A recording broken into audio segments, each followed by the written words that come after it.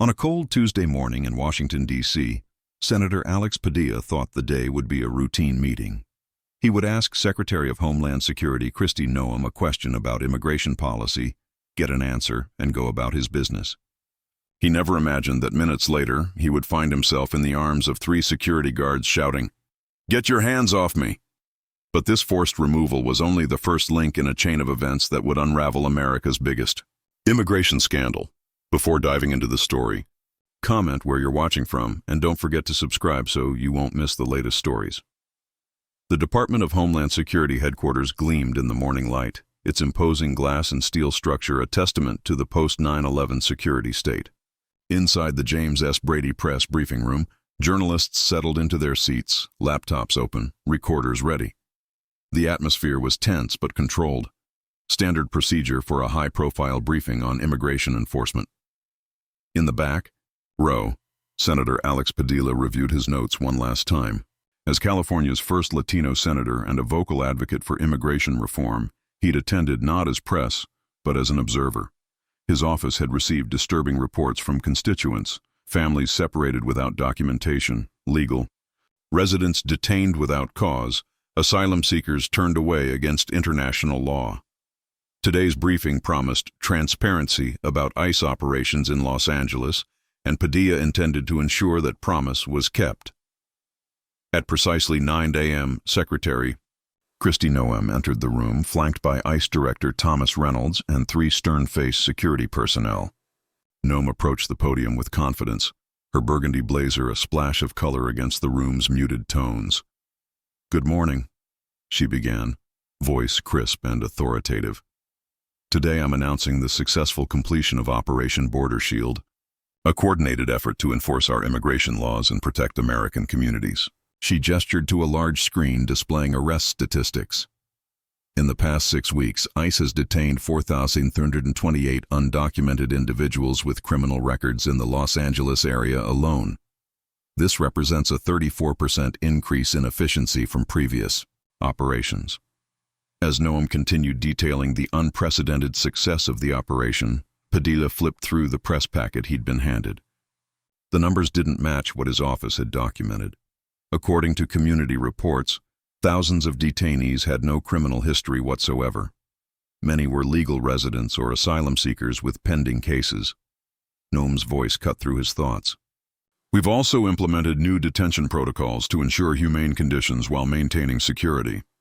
This directly contradicted what Padilla had heard from human rights observers who'd reported overcrowding, inadequate medical care, and detainees held far longer than the legal limit without hearings. As Noem concluded her prepared remarks, she gestured to the assembled press. "I'll take a few questions now." Hands shot up across the room. Noem pointed to a reporter from a conservative news outlet. "Secretary Noem, critics say these operations are causing fear in immigrant communities. How do you respond?" Noem's answer was practiced, polished. "Law-abiding immigrants have nothing to fear. We're targeting criminals who pose a direct threat to public safety." She took 3 more questions, all from friendly media sources, all answered with the same confident assurance that Operation Border Shield was both effective and humane. Padilla's frustration grew with each rehearsed response. When Noem announced, "Final question," he stood, raising his hand. "Secretary Noem," he called out, "Senator Padilla from California, I have a question about the discrepancies between your reported numbers and what we're seeing on the ground." Noem's expression cooled instantly. "I'm sorry, Senator. This briefing is for credentialed press only." "I'm aware," Padilla replied, undeterred. "But as a senator representing the state most affected by these operations, I think the American people deserve—" "I'm afraid I'll have to ask you to respect the format," Noem interrupted, nodding subtly to the security team.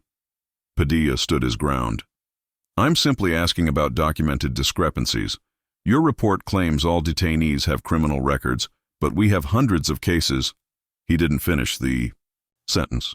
2 security officers approached swiftly, a third joining from the side door. "Senator," the lead officer said quietly, "we need you to exit the briefing." Padilla looked incredulous. "I'm a United States Senator, and I have a legitimate question for the Secretary about operations in my state." The officers moved closer, one taking Padilla's arm. "Don't touch me," Padilla said, his voice rising. "I have a right to be here. The bomb." Room had gone silent, journalists watching in shock as the officers began physically escorting Padilla toward the exit. "I'm a senator and I have a question for the secretary," Padilla protested, his dignity crumbling as the officers tightened their grip. Cameras whirred, phones recorded. The moment was surreal. A duly elected U.S. senator being physically removed from a public briefing for asking a question. As they reached the doorway, Padilla made one last attempt to assert his authority. "Take your hands off me. This is completely inappropriate." But the officers continued, pushing him through the door and into the hallway, where they finally released him with a stern warning to leave the building. Inside the briefing room, Noem smoothly redirected. "As I was saying, Operation Border Shield represents a new standard in immigration enforcement. Thank you all for coming." She exited quickly, ignoring the barrage of questions now focused on Padilla's removal rather than immigration policy.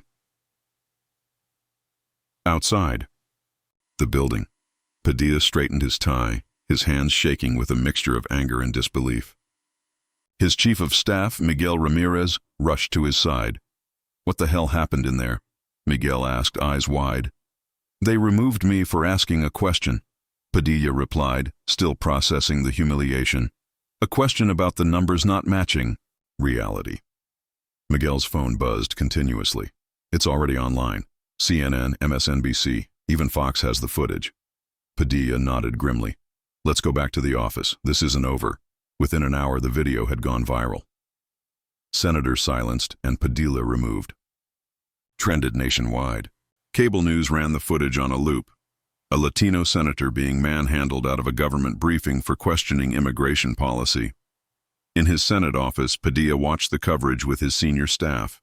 The narrative was splitting along predictable partisan lines. Conservative media defended Noem, citing protocol violations. Liberal outlets decried the incident as an assault on democratic norms. "They're missing the point," Padilla said, muting the television. "This isn't about me or protocol. It's about what they're hiding. Why react so aggressively to a simple question about numbers?" His legislative director, Sarah Chen, nodded in agreement. "It's excessive, even by this administration's standards. Something doesn't add up." Miguel entered with a stack of messages. Calls pouring in. Other senators offering support. Media requesting interviews. And this, he handed Padilla. A plain white envelope was hand-delivered 5 minutes ago. No sender information. Padilla examined the envelope. No markings, no postage, just his name typed on the front. He opened it carefully. Inside was a single USB drive and a handwritten note. "You asked the right question. Here's why they stopped. You, be careful who you trust." The room fell silent. Padilla held up the drive. "Let's see what we've got." His cybersecurity advisor, David Menendez, took the drive cautiously. "Let me check this on an isolated system first. Could be anything." 20 minutes later, David returned, his expression grave. "It's clean, but the contents, you need to see this." They gathered around a secure computer as David inserted the drive. It contained a single folder labeled Operation Border Shield Actual. Inside were hundreds of documents, internal emails, spreadsheets, photographs, and a video, file named Watch First. Padilla clicked on the video. The screen showed a middle-aged man, face partially obscured, sitting against a blank wall. "Senator Padilla," the man began, voice disguised by a modulator. "I'm a senior data analyst at DHS. What I'm sharing is classified, but the American people deserve to know the truth about Operation Border Shield." The man explained that he'd been ordered to manipulate data for public release, inflating criminal histories, misclassifying legal residents as illegal, and hiding detention conditions that violated federal law. "The numbers in Secretary Noem's briefing today are fabricated," he continued. "Of the 4,328 people detained, fewer than 900 have any criminal record. Many are legal residents whose documentation was confiscated during raids. Others are asylum seekers who followed proper procedures." The video continued for 12 minutes, detailing systemic abuse, falsified reports, and direct orders from Noem's office to Create numbers that support the narrative. When it ended, the room remained silent. Sarah was the first to speak. If this is legitimate, it's the biggest DHS scandal since the department was created, Miguel finished. Padilla studied the other files. Internal communications showing Noem personally approving falsified reports, photos of overcrowded detention facilities, spreadsheets, tracking media narrative control. Most disturbing were records of a classified program called Ghost Protocol, the deliberate separation of families without documentation to prevent reunification. This is why they removed me, Padilla said quietly. They knew exactly what question I was going to ask. They knew I had conflicting data. David nodded.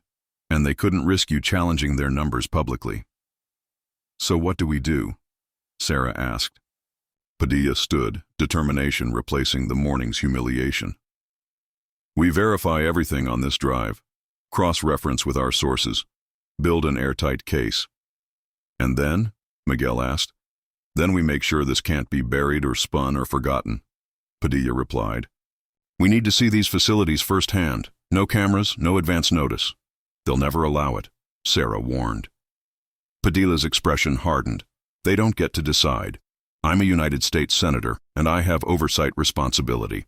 It's time to remind them how democracy works. Little did Padilla know that his removal from the press briefing, meant to silence him, would instead set in motion a chain of events that would rock the foundations of the Department of Homeland Security and force America to confront the dark reality of its immigration enforcement. And the USB drive sitting on his desk was just the beginning. The next 48 hours passed in a blur of activity. Padilla's team worked around the clock, verifying the whistleblower's information against their own sources. Every document, every statistic, every allegation proved consistent with what they'd been hearing from communities across California. The numbers match what legal aid groups have been reporting, Sarah confirmed, comparing spreadsheets. Detention periods averaging 67 days without hearings, when the legal limit is 20. Miguel added, and I've confirmed the authenticity of these emails. The metadata checks out. These came directly from DHS servers. Padilla studied a map showing detention facility locations across Southern California. Red dots indicated centers with documented human rights concerns. There were dozens. We need to see these facilities, he said. Not the sanitized versions they show congressional delegations, the reality. They'll block you, David warned, especially after the briefing incident. Not if we don't give them time to prepare, Padilla replied. Senators have oversight authority. They can delay, but they can't legally prevent access. He outlined his plan. An unannounced visit to the largest detention center in Los Angeles, accompanied by 2 trusted staff members and legal counsel. No media, no advance notice, he instructed. If we telegraph this, they'll clean up and move people before we arrive. While the team prepared, the political fallout from Padilla's removal continued to escalate. The White House defended Secretary Noem, calling Padilla's behavior disruptive to official proceedings. Democratic leadership demanded an apology to the senator, while Republicans accused him of political theater. Padilla declined all interview requests, offering only a brief statement. The American people deserve the truth about our immigration enforcement policies. My focus remains on oversight and accountability. This measured response surprised many political observers who had expected the senator to capitalize on his newfound national attention. Instead, Padilla seemed determined to redirect the spotlight away from himself and toward the policies he sought to investigate. 3 days after the briefing incident, at 6:30 a.m., Padilla and his small team arrived at the Valle Vista Detention Center, a sprawling complex on the outskirts of Los Angeles. No cameras, no press, just a U.S. senator exercising his constitutional oversight duties. The facility director, Mark Jenkins, was clearly caught off guard. Senator Padilla, he stammered, we weren't informed of your visit. We typically require advance notice to... I understand, Padilla interrupted politely but firmly. However, congressional oversight doesn't require advance approval. I'll need to see all areas of the facility, including any temporary housing, and speak privately with detainees. Jenkins paled visibly. I'll need to call Washington for clearance. Of course, Padilla nodded. While you do that, we'll begin. Our inspection. My counsel can explain the legal framework for senatorial oversight if that would be helpful. For the next 5 hours, Padilla methodically toured the facility, documenting everything. The reality was far worse than even the whistleblowers' files had suggested. Overcrowding that violated federal standards. Medical requests ignored for weeks. Children separated from parents with no tracking system for reunification. In one section, labeled Administrative Processing on official maps, they discovered over 200 detainees in a space designed for 65, many sleeping on concrete floors without blankets. None had seen a judge, despite being held for an average of 53 days. This violates at least 6 federal laws, Padilla's counsel whispered, taking detailed notes. Throughout the tour, facility staff appeared increasingly anxious. Phone calls flew back and forth to Washington. Twice, Jenkins attempted to limit access to certain areas, only to back down when Padilla calmly referenced specific statutes establishing congressional oversight authority. In a small, windowless room designated for attorney-client meetings, Padilla spoke privately with detainees. Their stories confirmed the systematic abuses documented in the whistleblower files. Legal residents detained without access to their documentation. Asylum seekers with credible fear, claims denied hearings. Families deliberately separated and information about their relatives withheld. They took my children 5 weeks ago. One woman sobbed, showing Padilla a creased photo of 2 young boys. They won't tell me where they are. Please, Senator, help me find my sons. Padilla carefully recorded her information, along with dozens of similar cases. By midday, his team had compiled enough evidence to demonstrate that Operation Border Shield wasn't just employing harsh tactics.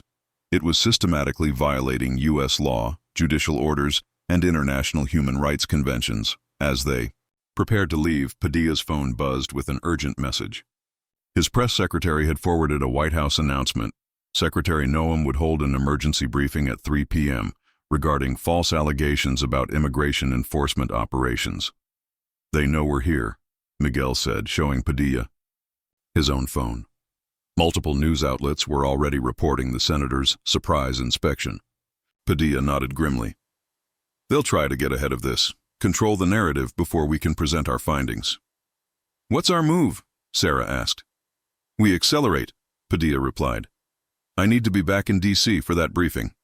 As their car pulled away from Valle Vista, facility staff were already scrambling, moving detainees, bringing in cleaning crews, distributing blankets and supplies that had been absent minutes earlier. Padilla watched through the rear window, his expression hardening. They're already covering it up. By tomorrow, this place will look completely different. We have documentation, his counsel reminded him. Photos, testimonies, our own observations. It won't be enough, Padilla said, not against a coordinated denial from DHS. We need more. Back in his Los Angeles office, Padilla made a series of encrypted calls to trusted contacts, legal aid organizations, community advocates, former DHS employees who'd left in protest of recent policies. Each provided additional pieces of the puzzle, building a comprehensive picture of systematic abuse authorized at the highest levels. By 2 p.m. Eastern Time, Padilla was aboard a private flight to Washington, reviewing his findings and preparing his response to Noem's upcoming briefing. The plane's Wi-Fi allowed him to watch the secretary's presentation in real time. Noem appeared confident, flanked by ICE officials and surrounded by charts displaying carefully selected statistics. Certain politicians are making irresponsible claims about our immigration enforcement efforts, she began, not mentioning Padilla by name. Let me be absolutely clear. Operation Border Shield targets dangerous criminals who pose a threat to American communities. Any suggestion otherwise is misinformation. She presented a series of slides showing typical detention conditions: clean facilities with adequate space, medical staff, and recreational areas. None resembled what Padilla had witnessed that morning. Furthermore, Noem continued, all operations strictly adhere to federal guidelines regarding detention periods, legal representation, and family unity. The Department of Homeland Security serves with the highest ethical standards. As the briefing concluded, a reporter asked directly about Padilla's inspection. Senator Padilla conducted an unauthorized visit to a processing facility that was unprepared for inspection. Noem replied smoothly. What he observed was a temporary situation during shift change, not representative of standard conditions. We've invited the senator to return for an official tour where he can see the facility operating normally. Padilla muted the screen, turning to his team. They're rewriting reality in real time. By tomorrow, they'll have transformed Valle Vista into a model facility for any follow-up inspections. So, what now? Miguel asked. Padilla's expression was resolute. We go bigger. The Senate Judiciary Committee has oversight of DHS. I'll call for emergency hearings. Noem will fight it, Sarah warned. And the committee chairman is aligned with the administration. That's why we need irrefutable evidence, Padilla replied. Not just what we gathered today, but testimony from those inside the system. He turned to David. The whistleblower who sent the files. Can we establish secure contact? David hesitated. Possibly. The drive included encrypted communication protocols, but it would be extremely risky for them. See what you can do, Padilla instructed. And reach out to our contacts at other detention facilities. We need to document that this isn't isolated to Valle Vista. As the plane began its descent into Washington, Padilla reviewed his options. The administration was already controlling the narrative, portraying him as a partisan actor making irresponsible claims. He needed to shift the focus from political theater to undeniable facts. His phone chimed with a message from an unknown number. More evidence coming. Watch DHS internal servers tonight. Password, Border Truth, 2025. Padilla showed the message to David, who raised his eyebrows. Could be legitimate, could also be a trap. Monitor the servers safely, Padilla instructed. If anything appears, verify before downloading. Upon landing, Padilla was immediately surrounded by reporters, shouting questions about his facility visit and Noem's rebuttal. He offered a measured response. Today I witnessed conditions that violate federal law and basic human dignity.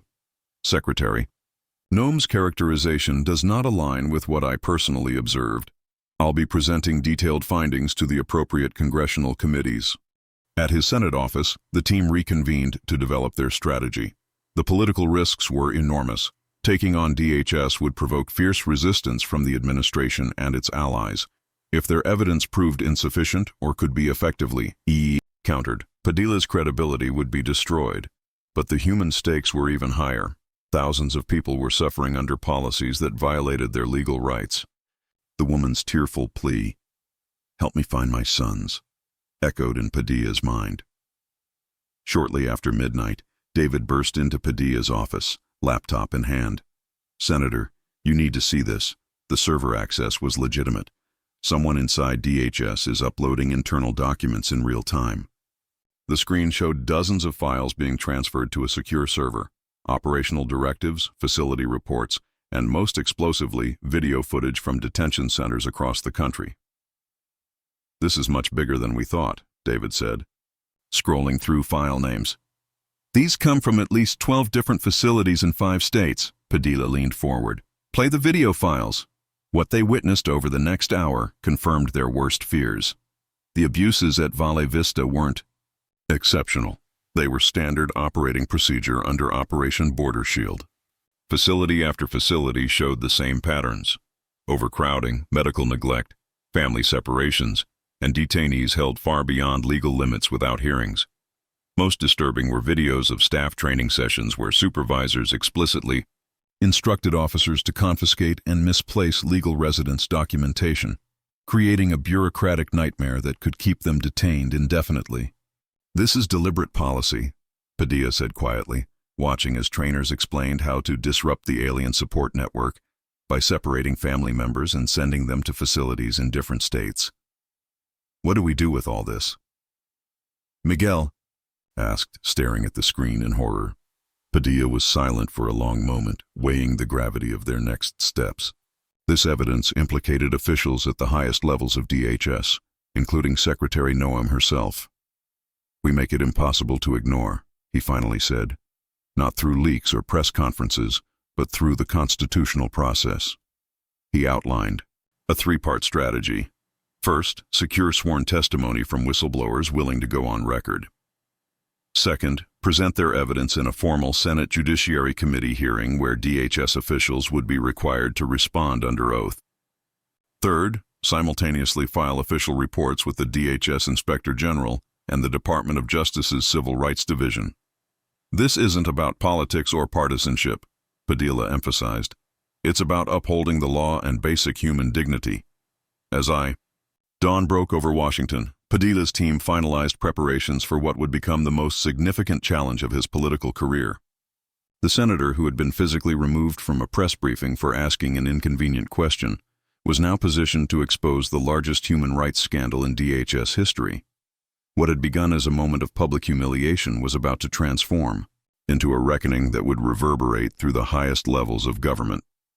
And somewhere in the Department of Homeland Security, the whistleblower watched, waited, and continued to gather evidence, knowing that the most dangerous phase of their mission was just beginning.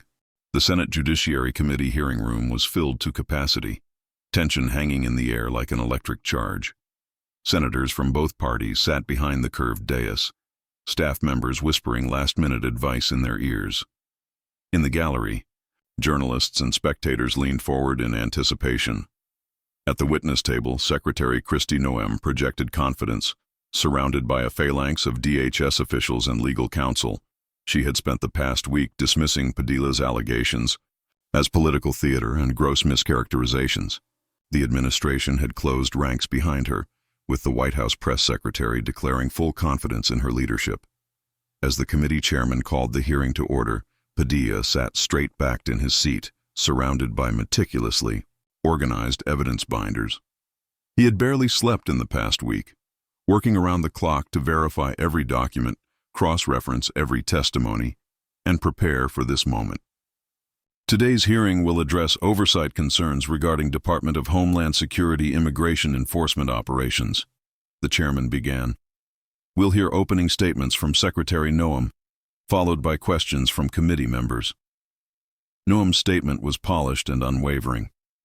She described Operation Border Shield as a model of effective, humane enforcement that had successfully removed dangerous criminals from American communities. The program, she insisted, operated in strict compliance with federal law and departmental ethical standards.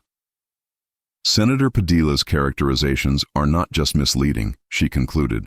They undermine the dedicated professionals who work tirelessly to secure our borders while treating all individuals with dignity and respect. When Padilla's turn for questioning arrived, the room grew extraordinarily quiet. Those expecting an angry confrontation were surprised by his measured tone. Secretary Noem, he began, I'd like to establish some basic facts. Is it correct that, under federal law, asylum seekers who establish credible fear have a right to a hearing before an immigration judge? Yes, Senator, that's correct, Noem replied cautiously. And is it also correct that legal detention periods without judicial review are limited to 20 days under the Flores settlement? Generally speaking, though there are exceptions for. I'm asking about the basic legal standard, Padilla interrupted politely. Is 20 days the established limit? Yes, Senator. Padilla nodded, then opened a folder. I'd like to direct your attention to Exhibit A in the materials provided to committee members. This is an internal DHS spreadsheet tracking detention periods at the Valle Vista facility. Can you confirm that the average detention period shown here is 67 days? Noem glanced at her counsel before responding. I cannot verify the authenticity of this document. It was extracted directly from DHS servers, Padilla noted. But let's set that aside for now. He turned to a staff member who distributed a new document to committee members. This is my sworn affidavit regarding what I personally witnessed at Valle Vista 3 days after your press briefing. It details 214 detainees held in a space certified for 65, none of whom had received judicial review, despite being held for periods ranging from 43 to 89 days. Noem shifted in her seat. As I've stated publicly, Senator, you observed an anomalous situation during a facility transition period. An anomalous situation, Padilla repeated. Secretary Noem, would you please look at Exhibit C? The room Large screens illuminated with a video showing identical conditions at detention facilities in Texas, Arizona, and New Mexico. The footage was time-stamped and geotagged, recorded over a period of 3 weeks. "Is this also anomalous?"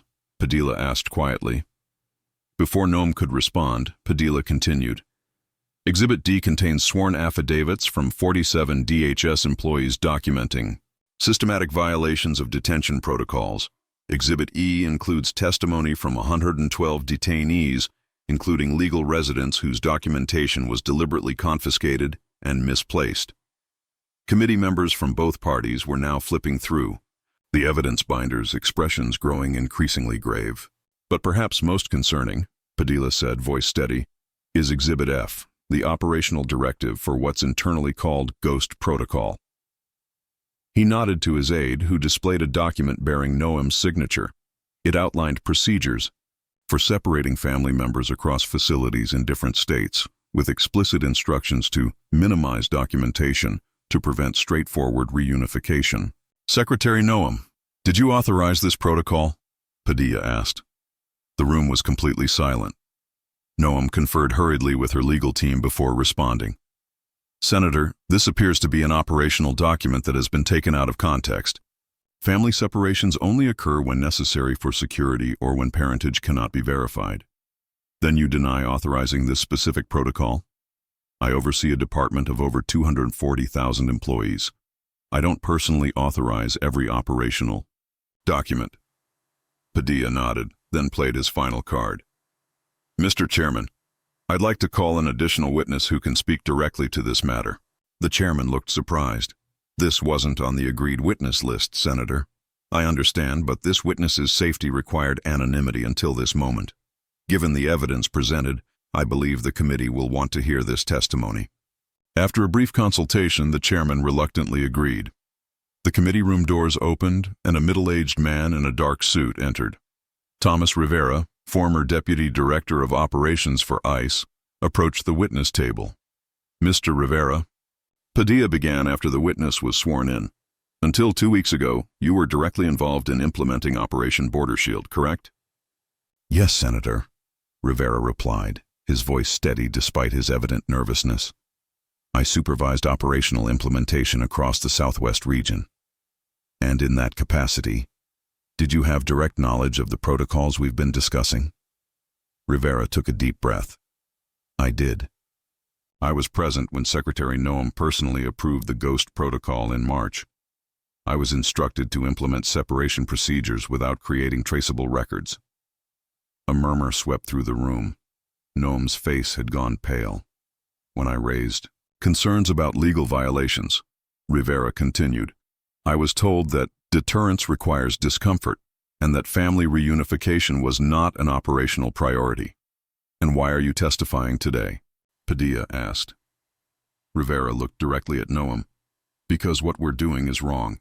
It violates the law, it violates basic humanity, and it violates the oath I took to uphold the Constitution." For the next hour, Rivera provided detailed testimony about systematic abuses he had witnessed and, under orders, implemented. He named names, cited specific directives, and confirmed the authenticity of the documents Padilla had presented. By the time questioning concluded, the mood in the hearing room had transformed.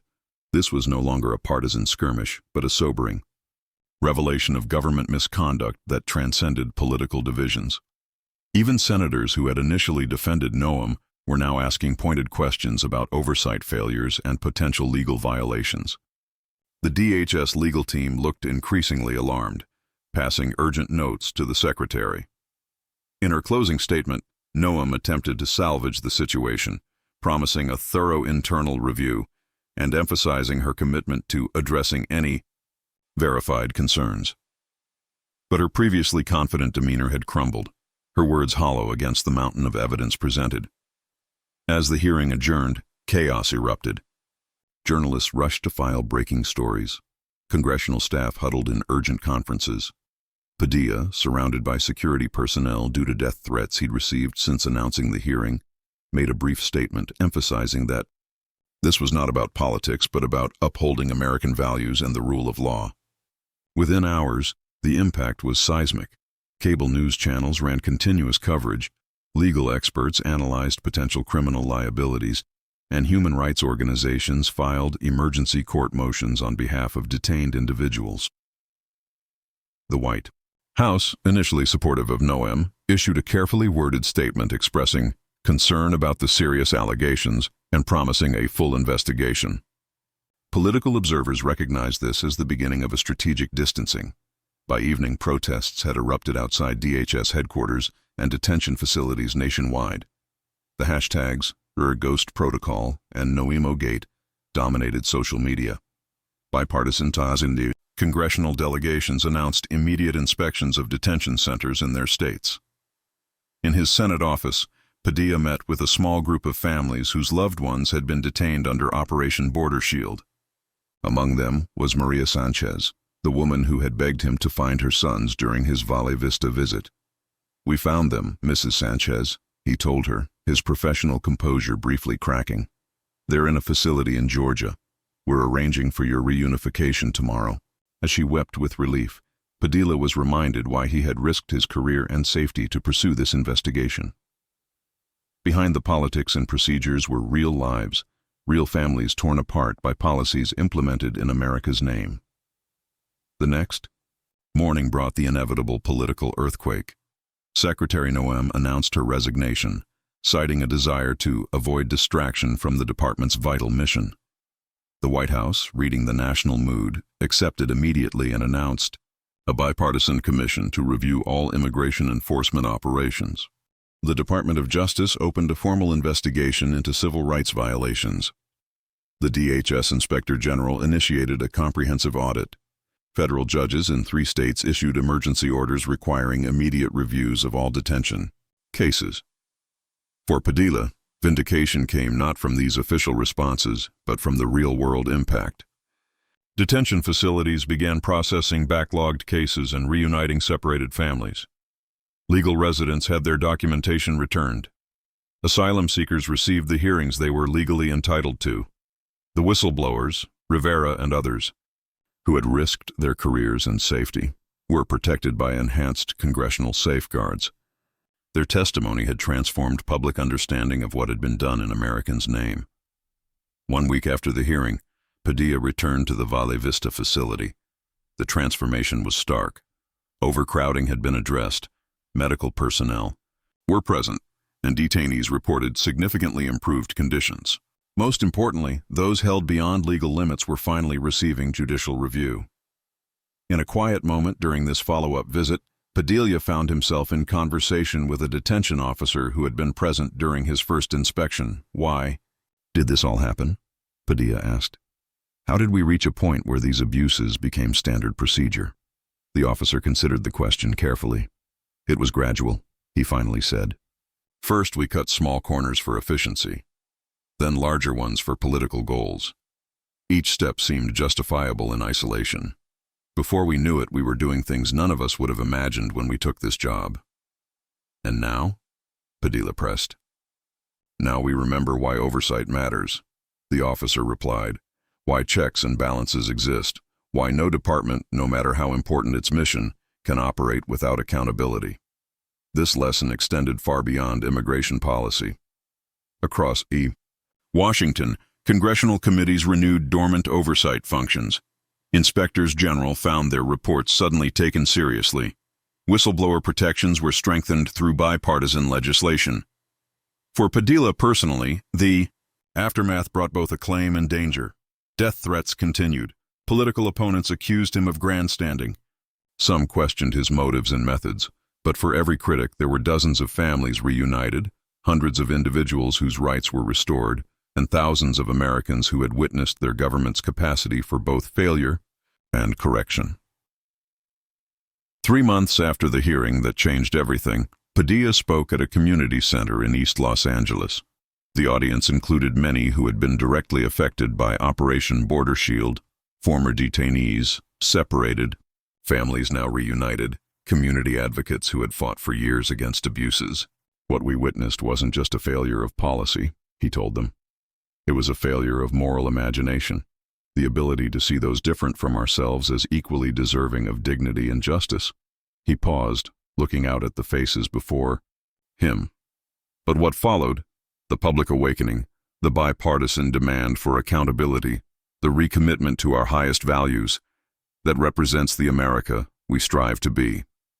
A nation that can acknowledge its failures and work to remedy them. A nation where no one, regardless of title or authority, is above the law. As Padilla concluded his remarks, Maria Sanchez approached the podium, her 2 young sons by her side. She embraced the senator, tears streaming down her face. "You kept your promise," she said simply. In that moment, the political costs and personal risks Padilla had endured seemed insignificant compared to the human impact of his actions. What had begun with his humiliating removal from a press briefing had catalyzed a profound reckoning with how America enforces its laws and treats those within its borders. The story of Senator Alex Padilla's confrontation with Homeland Security wasn't just about immigration policy or partisan politics. It was about the fundamental American principle that power requires accountability, that government actions must withstand public scrutiny, and that even the most vulnerable among us deserve the full protection of the law. The senator who had once been physically removed for asking an inconvenient question had demonstrated the essential role of oversight in a functioning democracy. In doing so, he reminded Americans that their system, while imperfect, contains within it the mechanisms for correction and renewal, if those entrusted with authority have the courage to use them. This story of Senator Padilla's discovery of Homeland Security's darkest secrets reveals how America's institutions can both fail and recover. In today's divided political landscape, it demonstrates that oversight and accountability transcend partisan divides when basic human rights are at stake. The events reflect challenges faced in real communities across America today, where immigration policies often impact vulnerable populations without adequate transparency. Padilla's journey from being forcibly removed from a press conference to exposing systematic abuses reminds us that persistence and moral courage can overcome even powerful opposition. For Americans in 2025, this story carries an important lesson. Democracy requires vigilance, not just from elected officials, but from all citizens. When we see injustice, when we hear of abuses carried out in our name, we have both the right and responsibility to demand answers, just as Senator Padilla did when he refused to accept being silenced. The path from darkness to accountability is never easy, but it remains essential to the American promise of equal justice under law. Thank you for watching this story about truth and accountability in government. Don't forget to subscribe and comment below with your thoughts. We'll see you in the next video.